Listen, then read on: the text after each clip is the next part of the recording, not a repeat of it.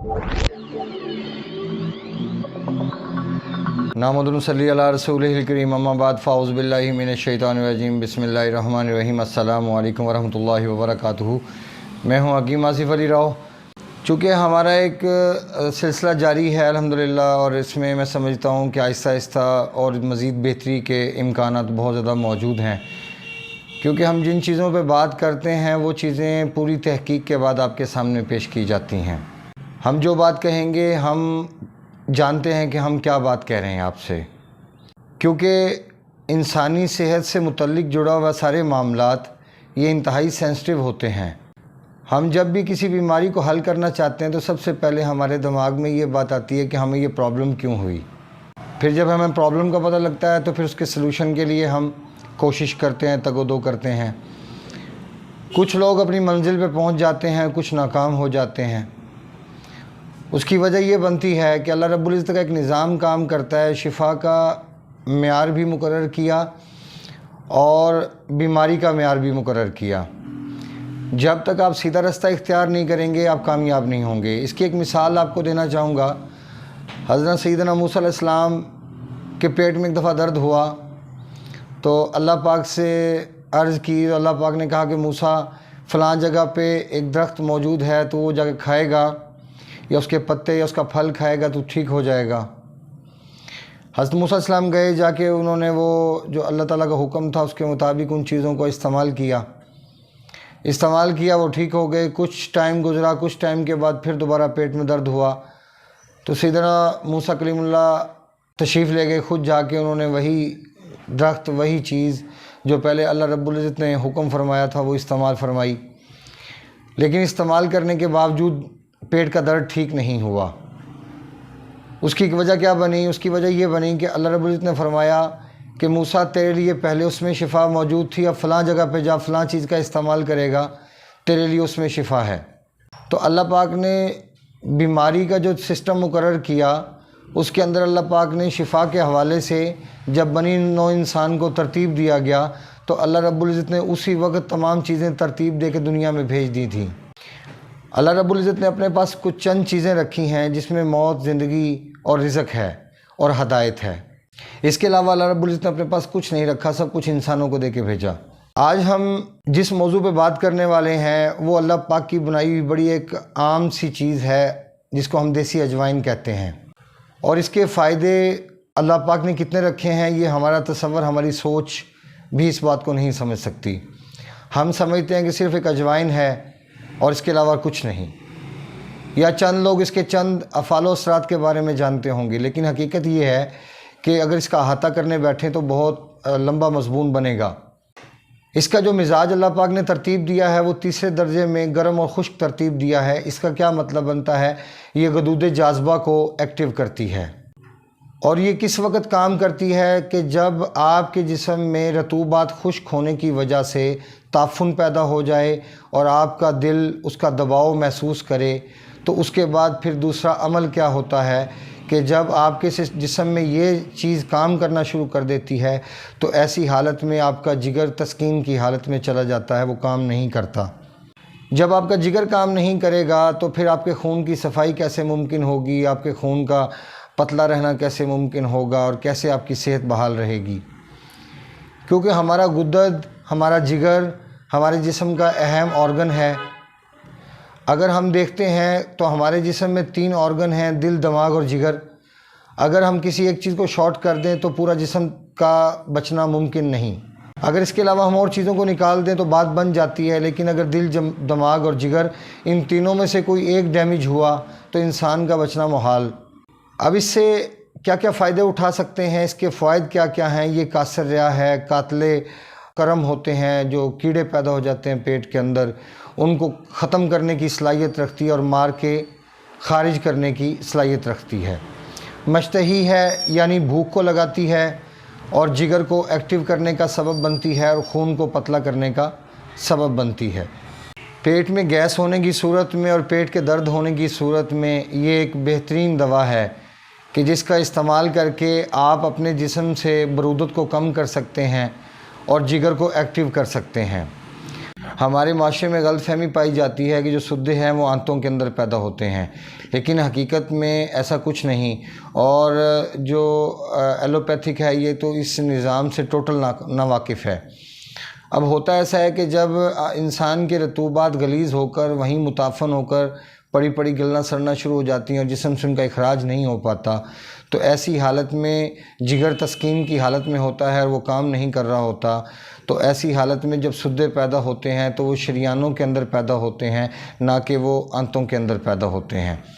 جب شریانوں کے اندر سدے پیدا ہوتے ہیں تو پھر یہی چیز جگر کی شریانوں میں جب سدے پیدا ہو جائیں گے، اور وہ بھی کیسے؟ رطوبات کے خشک ہونے کی وجہ سے، تو پھر اس صورت میں جو خون کا دباؤ ہے وہ دل کے اوپر اور بڑھ جائے گا، اور اس کا پھر نقصان کیا ہوگا؟ بلڈ پریشر اور دل کے دباؤ کی صورت میں یہ چیز آپ کے سامنے آئے گی۔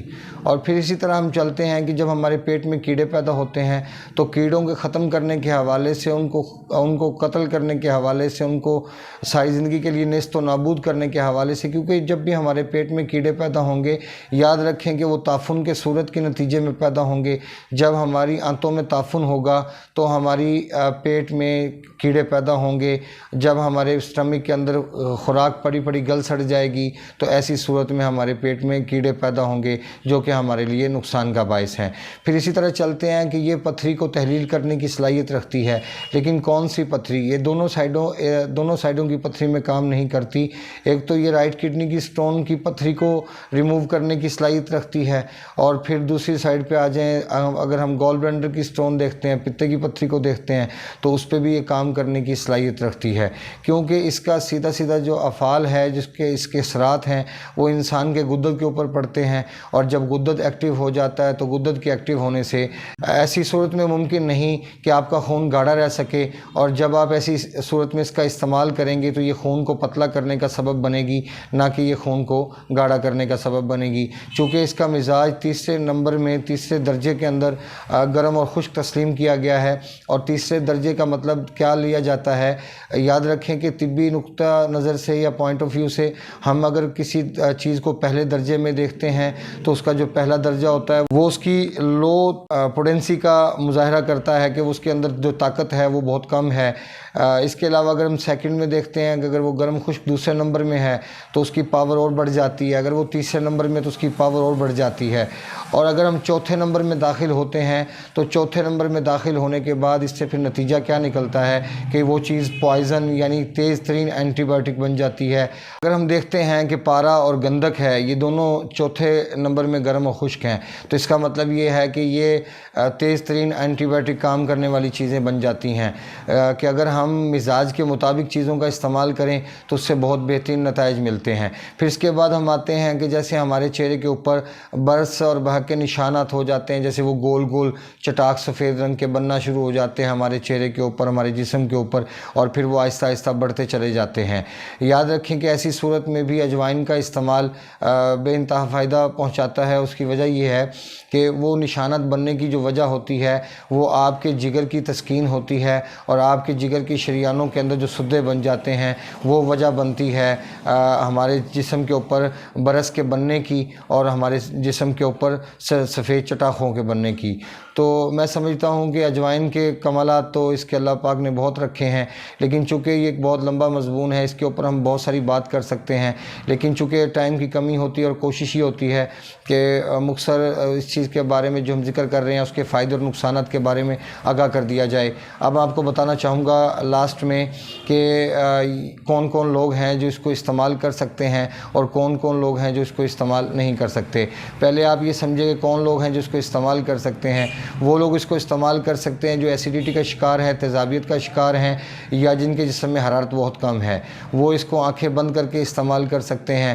جن لوگوں کے ٹیومر کے مسائل ہیں وہ بھی استعمال کر سکتے ہیں، جن کے بواسیر جیسے پرابلم کے شکار ہیں وہ بھی کر سکتے ہیں، جن کا بیڈ کولیسٹرول کا مسئلہ ہے وہ بھی کر سکتے ہیں، جن کا بیڈ فیٹ کا مسئلہ ہے وہ بھی کر سکتے ہیں۔ اس کے علاوہ خارش کے کنڈیشن کے اندر، چونکہ خارش تب پیدا ہوتی ہے جب آپ کی رطوبات غلیظ ہو کر متعفن ہونا شروع ہو جائیں اور خون کے اندر زہریلا مواد بڑھنا شروع ہو جائے، تو ایسی حالت میں جگر کی شریانوں کے اندر سدے ہوتے ہیں کیونکہ وہ ورکنگ نہیں کر رہا ہوتا، تسکین کی حالت میں ہوتا، رک جاتا ہے. تو پھر اگر ایسی حالت میں اگر اس کا استعمال کروایا جائے تو یہ اس کو کھولنے کا بھی سبب بنتا ہے، سدوں کو نکالنے کا بھی سبب بنتا ہے، شریانوں کو ایکٹیو کرنے کا سبب بنتا ہے، خون کو پتلا کرنے کا بھی سبب بنتا ہے. لیکن اس کے علاوہ ساتھ ساتھ جو اگر دیکھیں تو یہ ہمارے دل کو ایکٹیو کرنے کا سبب بنے گا. وہ کس طرح؟ وہ جب اگر ہمارا خون گاڑھا ہے اور اگر ہم اپنے جگر کو ایکٹیو کرتے ہیں تو ہمارا خون پتلا ہونا شروع ہو جائے گا. جب ہمارا خون پتلا ہونا شروع ہو جائے گا تو ہمارے دل کے اوپر سے دباؤ بتدریج کم ہوتا چلا جائے گا، جو کہ ہمارے ان تمام علامات کے اندر ہمیں معاون ثابت ہوگا. تو یہ اس کا طریقہ تھا جہاں پہ ہم اس کو مطلب استعمال کر سکتے ہیں اپنی بہتر کنڈیشن کے حوالے سے. اگر ہم دیکھتے ہیں کہ کون سی ایسی کنڈیشن ہے جس میں اس کا استعمال نہیں کیا جا سکتا، اجوائن کا استعمال نہیں کیا جا سکتا، اس میں جیسے پیلا ارکان ہے، جیسے پیشاب بہت زیادہ پیلا ہے، جیسے انتشار نامکمل آتا ہے، جیسے آپ کو جسم کے اوپر یلو کلر کے نشانات ہیں، جیسے آپ کے جسم کے اوپر جیسے ہم وہ کہتے ہیں کہ خارش ہونا شروع ہو جاتی ہے، جیسے دھپڑ نکل آتے ہیں ہمارے، جس کو ہم چھپاکی کہتے ہیں. چھپاکی کی صورت میں اس کا استعمال ممنوع ہوگا. اور اگر آپ کے سیمن ڈیڈ زیادہ ہیں اور مادہ نویہ شدید قسم کی اس کا پتلا پن موجود ہے تو ایسی حالت میں بھی اس کا استعمال نہیں. جو عورتیں بچوں کو دودھ پلاتی ہیں اگر اس کا استعمال بے دریغ کریں گی اور زیادہ مقدار میں کریں گی، ان کا دودھ خشک ہونا شروع ہو جائے گا اور دودھ کی مقدار میں خاصا کمی واقع ہوگی. تو یہ بینیفٹس تھے اور اس کے جو نقصانات تھے وہ بھی آپ کو بتا دیے گئے. میں سمجھتا ہوں کہ اگر اس کو صحیح طریقے سے استعمال کیا جائے تو اس سے بہت زیادہ فائدہ اٹھایا جا سکتا ہے. جیسے آپ اجوائن اور پودینے کا قہوہ لے لیں، اس کا آپ روزانہ کی روٹین میں استعمال کریں صبح دوپہر شام گڑ یا شکر کے ساتھ، تو اس سے بہت زیادہ فائدے حاصل کیے جا سکتے ہیں. کاثر ریا ہے، پیٹ سے گیس کو اخراج کرتا ہے، کلر کو صاف کرنے کی صلاحیت رکھتا ہے، جگر کو ایکٹیو کرنے کی صلاحیت رکھتا ہے. غرض یہ کہ بہت سارے فائدے ہیں، ہم اگر اس کے اوپر کام کریں گے تو ہم بہت زیادہ فائدے اس سے اٹھا سکتے ہیں. اپنے دوست صاحبہ کا خیال رکھیں. ملتے ہیں انشاءاللہ مزید انفارمیٹیو ویڈیو کے ساتھ. وما علینا الا البلاغ المبین. السلام علیکم ورحمۃ اللہ وبرکاتہ.